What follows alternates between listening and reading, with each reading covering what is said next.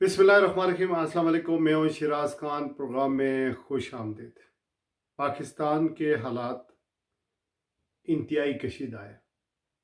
सियासी रशाकशी, इलेक्शन से फरार, उसके बाद गिरफ्तारियां और फिर इमरान खान साहब की गिरफ्तारी के बाद रिहाई के बाद उन पर यह इल्ज़ाम कि 9 मई वाले दिन उन्होंने दहशतगर्दाना कार्रवाइयाँ की हैं। उन्होंने अपने मजम्मती बयान जारी किए हैं। ये भी मुतालबा किया है कि आप जुडिशल इंक्वायरी करवाएं।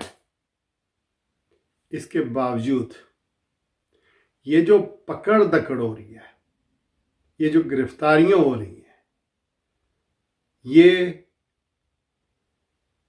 किस बुनियाद पर हो रही है? ये फवाद चौधरी, ये शाह महमूद कुरैशी, ये अली मोहम्मद, बेहतरीन वकील, बेहतरीन पार्लियामेंटेरियन, साबिक वज़ीर, लोगों ने इनको मंडेट दिया हुआ था, लोगों ने इन्हें वोटें दी हुई थी। कि कल की बात है, एक मुकदमे से रिहाई और फिर दोबारा गिरफ्तार हो जाते हैं।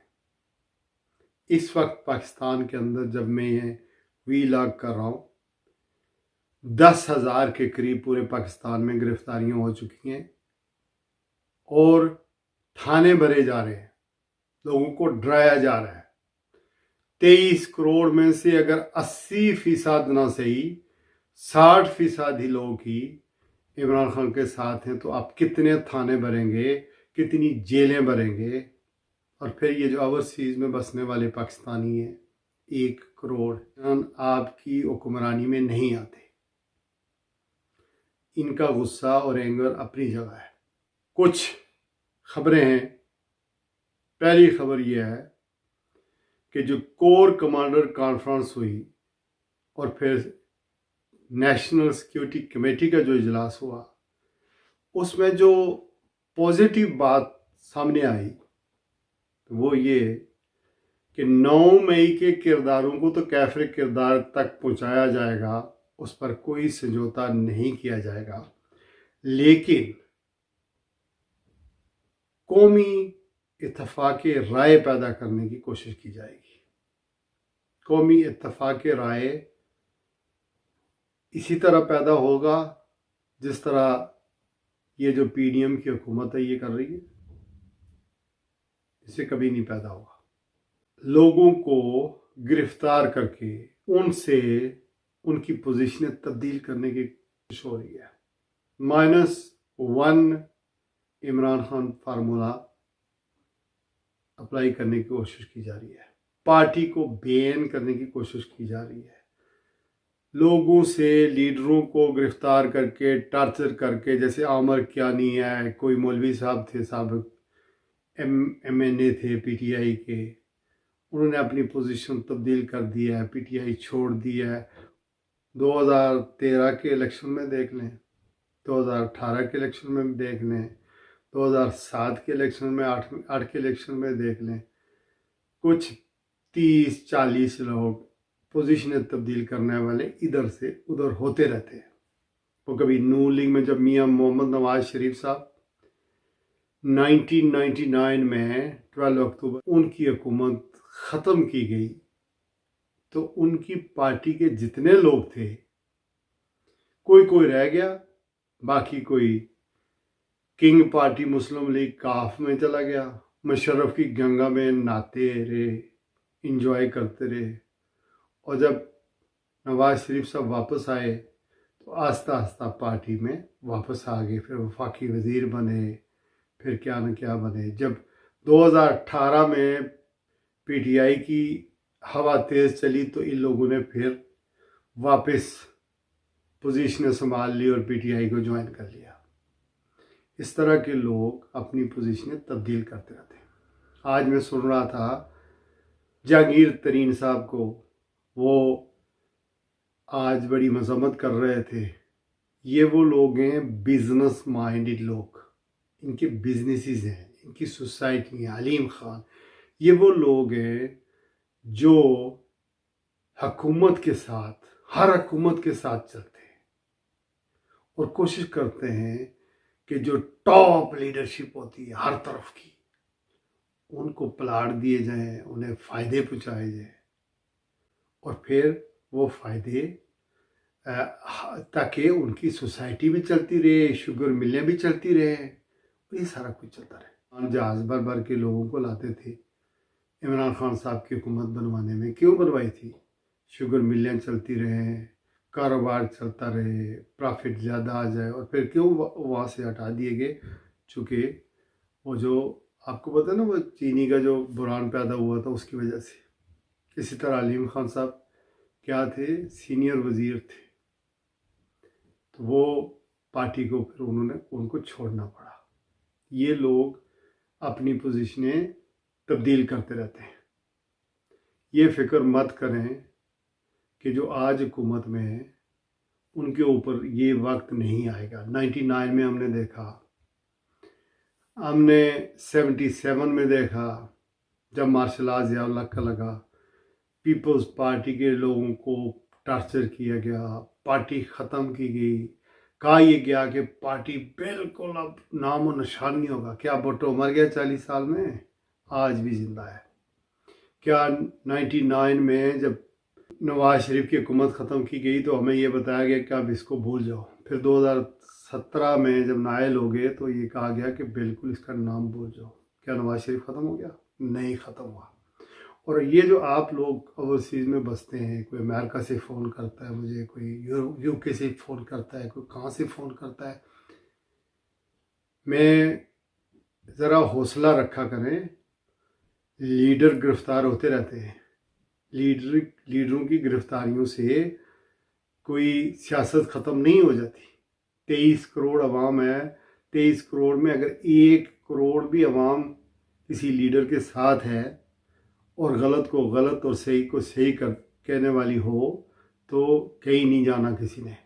और ये जो लीडर आज इमरान खान के साथ हैं, उसकी पार्टी के साथ हैं, पूरे कद के साथ खड़े, उसकी पता है क्या वजह है? कहते थे ना इलेक्टेबल। अब इलेक्टेबल वाला शेख रशीद की बात कर लें, ये सारे जो जितने भी बोल रहे हैं, इलेक्टेबल का ज़माना ख़त्म हो गया। अब अवाम का ज़माना है कि उसके पास अवामी ताकत है। इन्होंने कहीं नहीं जाना और जो जाएगा अपनी आखिरत ख़राब करेगा। और मैं आपको एक और बात बताऊं, पाकिस्तान में आइन की बालादस्ती, जमहूरियत की बका, बुनियादी इंसानी हकूक़ और आज़ादी अज़ार राय, सियासी गिरफ़्तारियों और सहाफ़ियों के हकूक़ के लिए मैं हमेशा आवाज़ उठाता हूँ, उठाता रहूँगा। मैं एक सहाफ़ी हूँ, पिछले 30 सालों से सहाफ़त कर रहा हूँ। पिछले 16 साल से रेडियो और नेशनल टीवी पर प्रोग्राम करता हूँ और मैं पाकिस्तान की आज़ादी, मसल्लह अफवाज की सलामती, उनके साथ और फिर कश्मीर की आज़ादी के लिए हमेशा पूरे कद के साथ खड़ा हूँ। और ये मेरे ईमान का हिस्सा है, कश्मीर की आज़ादी और पाकिस्तान का इस्तेकाम। और आज अगर इमरान खान साहब मुल्क के अंदर जमहूरियत लाना चाहते हैं, वो अपने फ़ैसले आप करना चाहते हैं, वो अमेरिका के साथ, चाइना के साथ जो ताल्लुकात रख रहे हैं वो अपनी मर्ज़ी से रखना चाहते हैं, तो उनके साथ अगर ज़्यादती हो तो सहाफ़ियों का काम है कि उनके साथ खड़े हों। सिविल सोसाइटी का काम है उसके साथ खड़े हों। इमरान खान की जगह अगर नवाज शरीफ भी होता, जरदारी भी हो, कोई भी हो जो यही बातें कर रहा हो, उसका भी यही कैरेक्टर हो, तो मैं उसके लिए भी आवाज़ उठाऊंगा और आप भी उठाएं। इस दौर के अंदर नेशनल मीडिया खबरें ना चलाकर अपनी रेटिंग ख़राब कर रहा है, अपना प्रोग्राम ख़राब कर रहा है और पैमरा ये कहता है कि आप जनाब इमरान की हिमायत में नहीं बोलना, आपने इमरान की मुखालफत में प्रोग्राम करना है, आपने बिलावल के हक में बात करनी है, फ़ौज के बारे में कोई बात नहीं करनी। ये डिक्टेशन पैमरा दे रहा है। क्या सोशल मीडिया नहीं है? लोगों के सब पास मोबाइल फ़ोन नहीं है। ये कौम 23 करोड़ अवाम है, तालीम याफ्ता लोग हैं, लोगों के पास पैसा भी है, नेट की सहूलत भी है, और ये हर जगह एक मैसेजिंग का एक निज़ाम पूरा मौजूद है। देखें ना आप, ये जो पुलिस लोगों के घरों में घुसती है सादा कपड़ों में और पकड़ दकड़ करती है, ख़वातीन के साथ ज़्यादती करती है, बालों से घसीटती है, ये चीज़ें जो है ना, ये वीडियो देखें ना किस तरह वायरल हो रही हैं, और किस तरह ट्रकों से सरकारी बंदे गाड़ियाँ तोड़ रहे हैं। आज पीटीआई के झंडे वाली गाड़ी को मारा जा रहा है। ये किस ज़माने की बातें हो रही हैं? आपको पता नहीं है कि जो जितने भी सर्वे हैं वो ये बताते हैं कि इमरान खान साहब की पार्टी पीटीआई लीड कर रही है, इस वजह से आप इलेक्शन से डिनाई कर रहे हैं। आप मार दाड़ कर लोगों को चुप करवा लेंगे, कितने लोग चुप होंगे? नहीं होंगे। और एक और बात, पाकिस्तान की मसल्ह अफवाज हमारी फ़ौज है, हमें इसकी ज़रूरत है और इसको हमारी ज़रूरत है। कोई पाकिस्तान की फ़ौज के ख़िलाफ़ नहीं है। ठीक है, जज्बाती लड़के थे, मॉब था, कुछ प्लानिंग भी हुई होगी, कुछ लोग घुस गए होंगे, बहुत सारे सवाल उठते हैं। मसलन हमारी आईएसआई है, हमारी एमआई है। आईएसआई तो दुनिया में नंबर 1 रही है कई साल तक, तो सवाल ये नहीं है कि वो उनको खबर ही नहीं हुई। उन्होंने तो रा, मोसाद, केजीबी, सीआईए इनके अगेंस्ट काम करने के लिए महारत रखती है, इसका तोड़ कर लेती है। और बलूचिस्तान में कुलबाशन यादव को गिरफ्तार हो गया, तो इन्हें नहीं पता चला कि ये यहाँ पर कोई प्लानिंग हो गई है और यहाँ पर हमले होंगे। और अगर प्लानिंग को खबर थी भी तो फिर किसी ने रोका क्यों नहीं? ये तो सवाल तो वैलिड है, जान के अमान चाहते हुए। तो फिर हमले रोके भी नहीं गए, तो ये क्या हुकूमत ने करवाए? फिर फौज तो नहीं करवा सकती थी अपने ऊपर ही हमले? तो ये भी, इसको भी तो कोई चेक करे, इसकी भी कोई इंक्वायरी होनी चाहिए। कोई फ़ौज के ख़िलाफ़ नहीं है, हमारी फ़ौज है और हमारे ईमान का हिस्सा, हमारे भाई हैं, हमारे दोस्त हैं, हमारे ब्लड वहाँ पर है। फ़ौज मुहाफ़िज़ है मुल्क की, नज़रियाती सरहदों की भी मुहाफ़िज़ है। सिर्फ नाराज़ हैं लोग लीडरशिप से कि आप जो कुछ कर रहे हैं मुल्क के अंदर, ये हुकूमत की ये 12-13 जमातें जो हैं, इनकी सकत नहीं है, इनकी ताकत नहीं है ये कुछ करने की। तासुर अवाम में ये जा रहा है, ओवरसीज़ में भी और पाकिस्तान में भी, कि ये आपकी वजह से, आपकी ताकत की वजह से ये सारा कुछ कर रहे हैं, वरना इनकी हिम्मत नहीं थी। इतनी सारी सिंपल बात है। मुल्क अपना है, फ़ौज अपनी है, कौम अपनी है। और एक और सवाल, ये मुल्क के अंदर अगर इमरान खान साहब गिरफ़्तार हो जाते हैं, मुजाहरे होते हैं, इलेक्शन नहीं होते, जजों के ख़िलाफ़ तारीख चलती है, जजों को दीवार से लगाया जाता है, ये जो अफरा तफरी हो रही है, आइन सस्पेंड हो जाता है, इससे क्या, ये जो हमारी इकानमी का को डेंट पड़ा हुआ है, ये जो महंगाई है, हमें कर्जे नहीं मिल रहे हैं, हमारे मुल्क के हालात ठीक हो जाएंगे? कतई ठीक नहीं होंगे। जब तक मुल्क के अंदर सियासी हालात ठीक नहीं होंगे, मैशत हमारी मजबूत नहीं होगी, हमारा दफा मजबूत नहीं होगा, दुनिया में हमारा मजाक बन रहा है। आपके पड़ोस में G20 कॉन्फ्रेंस हो रही है, इंडिया करवा रहे हो, आपके दोस्त जा रहे हैं, आपके दोस्त सऊदी अरब, चाइना, मलेशिया, तुर्की अटेंड कर रहे हैं G20 कॉन्फ्रेंस कश्मीर के अंदर, जिसके लिए हमने 3 जंगें लड़ी हैं, 1 लाख से ज़्यादा लोग शहीद करवाए हैं। हम अपनी लड़ाइयों में पड़े हुए हैं।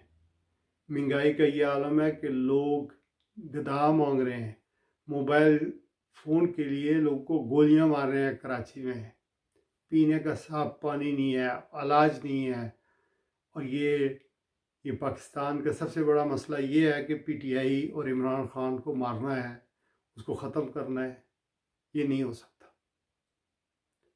इस वजह से ज़रा दूसरी दुनिया तो देखें, कोई और भी निज़ाम है, कोई और भी मामलात हैं कहीं। क्या यही दुनिया में ज़माने में पनपने के यही तरीक़ेकार हैं? ये नहीं है, ज़माना बदल गया है। होश के नाश कर लें। और आप जो मेरे दोस्त, मेरे चाहने वाले जो मेरे लिए दुआएं करते हैं, आप सबको अपनी जिदोजहद जमहूरियत के लिए, बुनियादी इंसानी हकूक़ के लिए और सच को सच कहने और झूठ को झूठ कहने के लिए जारी रखनी होगी। अपना और अपने गिरदोनवाल के लोगों को ख्याल रखिएगा। आज के लिए बस इतना ही। अल्लाह हाफिज़।